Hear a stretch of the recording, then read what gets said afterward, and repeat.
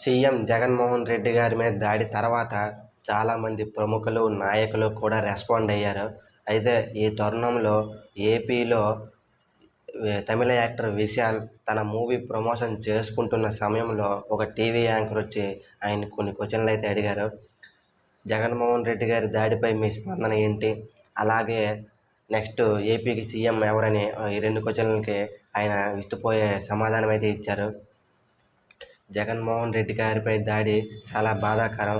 ఇటువంటివి చర్యలను ఖండిస్తూ తీవ్రమైన యాక్షన్స్ అయితే తీసుకోవాలి గవర్నమెంట్ అని ఆయన వ్యాఖ్యానించారు. అలాగే ఏపీకి మళ్ళీ జగన్మోహన్ రెడ్డి గారే సీఎం అవుతారు అని ఆయన జోస్యం చెప్పారు. ఎందుకంటే జగన్మోహన్ రెడ్డి గారు చాలా పథకాలు అమలు చేశారు. పేదలకి చాలా మేలు చేశారు ఆయన మళ్ళీ వస్తారనే నమ్మకం నాకుంది.